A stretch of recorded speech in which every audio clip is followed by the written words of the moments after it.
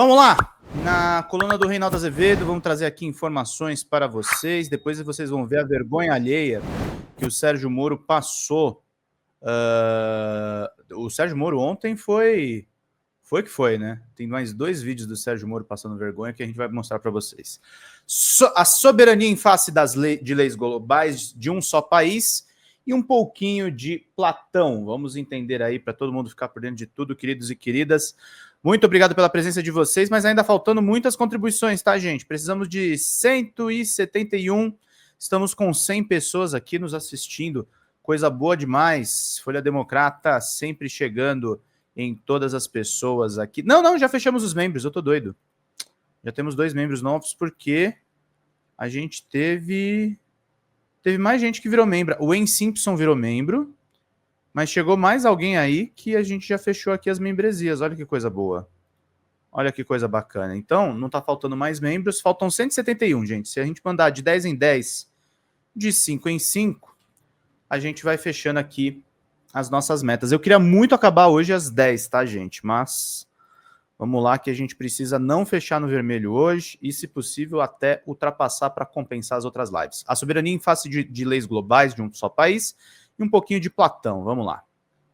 Está em debate a votação de uma lei apelidada de anti-embargo, que protege autoridades brasileiras de decisões extraterritoriais tomada por países estrangeiros e que firam a soberania nacional. Faz sentido? Os absurdos em curso da Lei Magnitsky dizem que sim. Olhem os ministros do Supremo Tribunal Federal tentando se proteger. Se assim fosse, caberia indagar, proteger-se de quê ou de quem? Mas seriam só eles? Um país ser dotado de uma lei global, ainda que buscasse garantir o bom, o belo e o justo, como se Platão pairasse acima das nações, que se especializariam, então, na leitura da República ou do Banquete, parece uma ideia do balacobaco, irresistível mesmo, só que não. O próprio filósofo, coitado, caiu nessa esparrela. Convidado por Dion, membro respeitável da corte de Siracusa, ele aceitou ser o mentor do jovem Dionísio II para transformá-lo no rei filósofo, no bom tirano.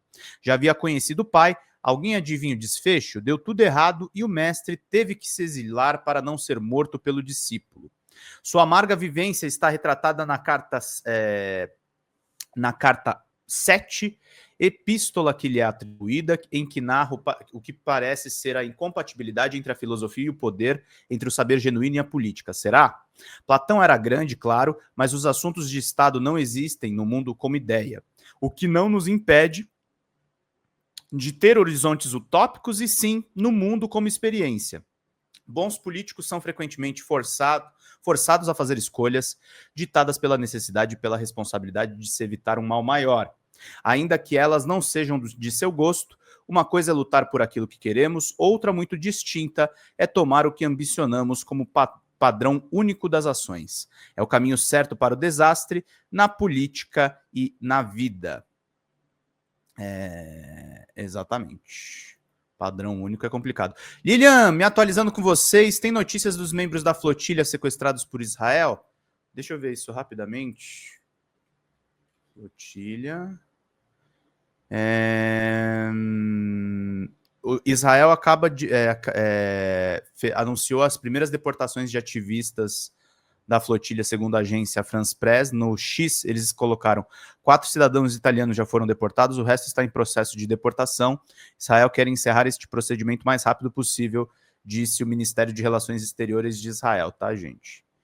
Então, são essas as notícias mais recentes que nós temos. Os italianos estão sendo deportados, ainda não temos informações da Louisiane Lins, nem as circunstâncias em que ela está detida, desejando força a todos os nossos companheiros que estão nessa missão pelo fim do genocídio. Vamos seguindo aqui na leitura da coluna do Reinaldo. Por que isso tudo? Quando o governo Obama, e não duvido que houvesse também boas intenções, decidiu impor ao mundo a Lei Magnitsky em 2012, observei que a vida poderia ficar mais difícil para alguns notórios bandidos em dimensão internacional, mas que se criava também um instrumento muito perigoso se em mãos erradas. Bingo, ninguém tem o direito de alegar surpresa de que os agressores de direitos humanos vistos pela ótica dos democratas da linha Obama não sejam os mesmos vistos pela ótica dos republicanos linha Trump. Mas o então presidente dos Estados Unidos não criava um instrumento para perseguir criminosos a partir de um acumulado de experiências humanistas gerado por bons valores universalizáveis, de sorte que os tiranos do mundo inteiro pudessem temê-lo, porque afinal a democracia finalmente ganhava um instrumento para se impor, expandindo, lá vamos nós, as fronteiras do bom, do belo e do justo. Nada disso, que permitia ao bom Obama impor uma lei para caçar os homens maus, com ou sem aspas, era a mesma cloaca do imperialismo por onde vazam agora as determinações de Trump e seus aloprados para punir no Brasil juízes que condenam golpistas. Isso não é nem novo nos Estados Unidos. Recomendo que vocês leiam o livro das suspeições sobre as ações criminosas da Lava Jato no Brasil. Esse livro aqui é recomendadíssimo pelo grupo Prerrogativas, do nosso falecido Luiz Fernando Pacheco. A operação atuou aqui como um braço de uma outra lei global americana, a Foreign Corrupt Practice Act, a FCPA. Transcrevo o trecho do livro, de um texto da advogada Carol Proner, que se encontra neste livro. Tudo que começa com Foreign Corrupt Practice Act, ou a Lei de Práticas de Corrupção do Exterior, uma lei federal dos Estados Unidos datada do ano de 1977, aprovada com o fim de combater o suborno de funcionários públicos americanos no exterior. Essa legislação, com alterações subsequentes, passou a ser a espinha dorsal da extraterritorialidade do direito americano, submetendo empresas e estados à jurisdição daquele país e chamando a atenção do mundo a respeito dos riscos de transformar boas práticas de combate à corrupção em armas normativas para absorver ou eliminar concorrentes e estender mercados. Se no início a FCPA se destinava a companhias nacionais norte-americanas, com o tempo recebe emendas que permitem alcançar as empresas estrangeiras. A principal alteração se deu em 1998, quando as disposições anticorrupção também passaram a ser aplicadas às empresas e às pessoas estrangeiras que causem, diretamente ou por meio de agentes, atos de corrupção dentro do território dos Estados Unidos, ou por empresas cujos valores forem administrados pelas bolsas de valores operadas dentro dos Estados Unidos ou que venham a participar direto ou indiretamente de operações indevidas com efeitos no território americano. Tudo parece tão bacana, não é mesmo? Ocorre que, hoje, a FCPA é empregada para destruir a concorrência. Trump, diga-se, assinou uma ordem executiva relaxando os rigores da lei para as empresas americanas e aumentando a severidade para as que não são. Vale para lembrar, além das tarifas contra o Brasil, ele determinou que o escritório do representante de comércio dos Estados Unidos, a USTR, na sigla em inglês, abrisse uma investigação contra o Brasil por práticas comerciais desleais, incluindo, vejam vocês, a corrupção, mas não de norte-americanos. Para mais detalhes com a FCPA, leiam também o Espetáculo da Corrupção de Valfrido Vardi. Voltando ao ponto, uma lei estrangeira, ainda que se queira uma lei global, não pode ser automaticamente aplicada no Brasil sem que isso fira nossa soberania. Não é questão de gosto, mas de fato, pouco importa se ela caça corruptos, agressores de direitos humanos ou borboletas. No âmbito de uma DPF de autoria do Instituto Brasileiro de Mineração, o IBRAM, contra ações judiciais movidas por municípios brasileiros na Inglaterra, o ministro Flávio Dino do STF proibiu que emanassem do exterior, sem a devida chancela do nosso Poder Judiciário, imposições, restrições de direitos ou instrumentos de coerção executados por pessoas jurídicas constituídas sob as leis brasileiras e que tenham sua sede e administração no país, bem como aquelas que tenham filial ou qualquer atividade profissional, comercial ou de intermediação no mercado brasileiro, decorrentes de determinações constantes em atos unilaterais estrangeiros. Alguns cretinos viram na decisão uma tentativa de Dino de mudar a legislação americana. Ele nem tocou na lei Magnitsky, apenas reafirmou um fundamento da soberania nacional. Imaginem se cada país que julga ter poder econômico para impor o seu gosto decidir legislar urbi et orbi para a cidade e o mundo. Não fosse essa a decisão de Dino, deveria ser qual? Esperem aí. Vou consultar primeiro o Departamento de Justiça dos Estados Unidos. Santo Deus. Concluo, aprovar uma lei que proteja as autoridades e instituições brasileiras de lei dessa natureza é uma obrigação da soberania.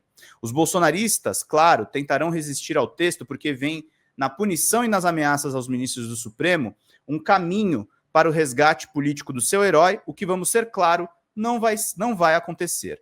Mas a Lei Magnitsky vai mudar por isso? Vai ficar claro, caso se aprove um texto desta natureza, é que a adesão a restrições impostas por tais instrumentos deixa de ser um ato de vontade desse ou daquele. Outros países do mundo já se protegem dessas investidas. Ou é isso, ou se rende à soberania, à vontade e aos interesses dos estranhos. Vai ser o quê?